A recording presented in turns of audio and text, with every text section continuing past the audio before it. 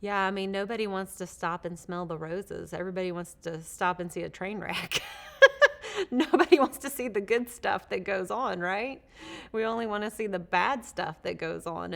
And if that's the way we look at life, and that's the way we look at things online, the minute that we click on that thing, more of it starts to come. And we start to go down rabbit holes that we shouldn't be going down.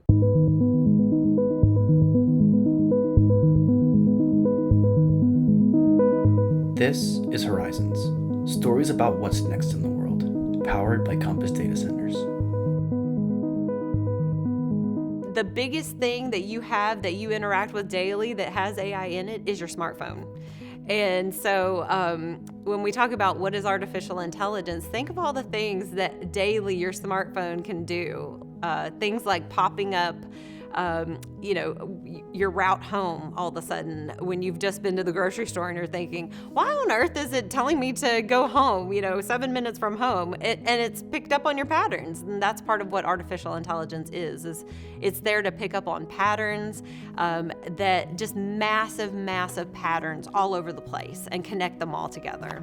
The things that AI does really well is machine learning capabilities are taking in tons and tons, massive feeds of data. And when I say that, think about all the different social media transactions going on daily. I mean, as a human, I can barely even scroll fast enough to keep up with the feeds that come through. But in artificial intelligence, it's actually parsing through those and not only looking at them, but analyzing them for all kinds of things like sentiments. And, as a matter of fact, I worked with a group that was developing an AI social media command center. And, you're there to look at the patterns across certain sentiments about your brand. And so when we think about all of the ability to just that data is massive, it's streaming constantly, and it's changing constantly. And that's what AI is just really good at. Let's say you go to your daughter's soccer game, or you have a soccer game yourself, and you're coming, while you're out there, you're going there every Tuesday and Thursday, or let's say it's a pattern. Tuesday and Thursdays. And then it's going to automatically want to send you some kind of coupon. Hey, we noticed you're on your way back home, and on your path home is this retail store that we have and this retail store that we have. So we're gonna geofence you, and when you're in that vicinity on your phone, on your location settings, you'll get a coupon that will drive your behavior to come in for a Coke or a hot dog or a whatever. So, I mean, it's pretty brilliant, and it does drive our behaviors more than we even realize, I think, because we're like, well, we're thirsty, why not? It is driving our behaviors, and it is collecting for every single song we're listening to, for every single app that we're looking at, for each retailer that we're looking at, whether we're looking at Kohl's or whether we're looking at Neiman Marcus or whether we're looking at, something like that. It's taking in information. Maybe we're looking at Foot Locker and Adidas, we're sports people or we're rich people or we're whatever we are. It's taking in all that information, all that data. And now we even have our payment methods on our phones. So it can even put all of those different elements of data together. So it's super powerful to say, you went to this retailer site this many times or that app this many times. Cross-reference that with location data that comes off on the location settings of almost any app on your phone. Look at also where you go to eat and what kind of lifestyle you lead, if it's healthy or if it's, mostly sitting in traffic all day with cheeseburgers, having been purchased on your MasterCard, which you might have done on your phone. All of that stuff is coming across on your phone as you use it. And then the vendors who are behind all of those apps and all of the smartphone capabilities themselves, all the ones who have the access to the data for all of that can then put that together in whatever ways they want. And so can any of the apps that are on your phone, especially if you don't disable location settings. I think we always start scary with every technology. It always starts with no rules. We had no seat belts for a long time other than, your mom's arm or something, and so everything I think has started scary. And unfortunately, we as humans just have to learn the hard way sometimes before we start enacting regulations. They're starting to come around and understand, but AI as a whole is such a new field in the way that it is now. It's been around since, people don't know this, but it's actually been around since the 50s, since Alan Turing, really.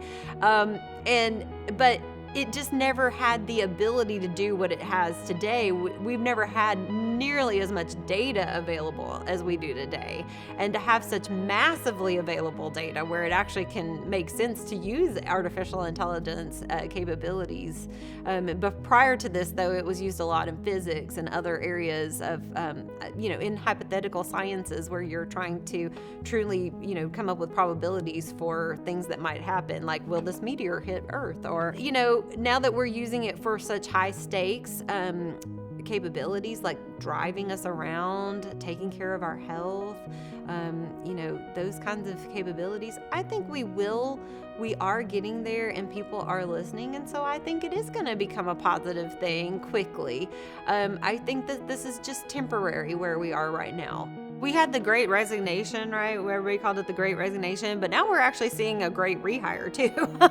and we're also seeing people they resigned, but they just wanted a different type of job. They wanted to do something that was more meaningful for them, and that could be anything. So we're also seeing the Great Rehire. And during the Great Rehire, there's like thousands. So for any big job that would potentially bring in a lot of applicants, let's say it's someplace everybody wants to work. Let's say they put out a job and like 10,000 people suddenly swarm to it in one day. These people, the recruiters, have no way of dealing with this. So they're just thinking of this like, okay, we got to get through as many of these as possible and weed out only the best candidates. So they're going to put AI to it. Unfortunately, they're going to do exactly what I just said. They're going to base it on their best employee or 2 or 3 or 4 or however many that have always been there. And that doesn't, if you've seen the tech industry stats about minorities and women, horrible. So when they do things like that, it's just going to propagate more of what they have. And so there has to be a way to open this back up, or else they're just going to keep recreating history, which is not what they want to do. When you add minorities and others to underrepresented groups, because sometimes it's not even minorities, and you add underrepresented groups to the table, that slice gets smaller and smaller by the minute. And so if we don't have those people at the table telling us and contributing data and making sure that we're getting data that represents them, we're building AI that's going to unfairly classify them, going to unfairly deny them claims for their insurance, for example, unfairly deprioritize them for care when we talk about emergency situations in hospitals like COVID. The results are just catastrophic. I think there's so many good things that are going to come from AI as well that I don't want to scare people too much, because I don't want to see it go into a winter again where we don't have investment in it and so forth. But we have to set down some ground rules and some norms to take care of all of us, not just the majority.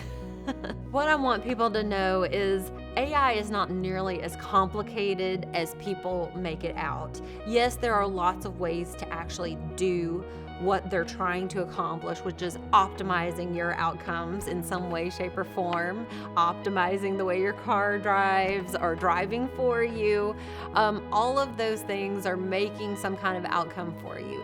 This is not nearly as complicated as it seems, and you can understand it enough to take back some control of your life.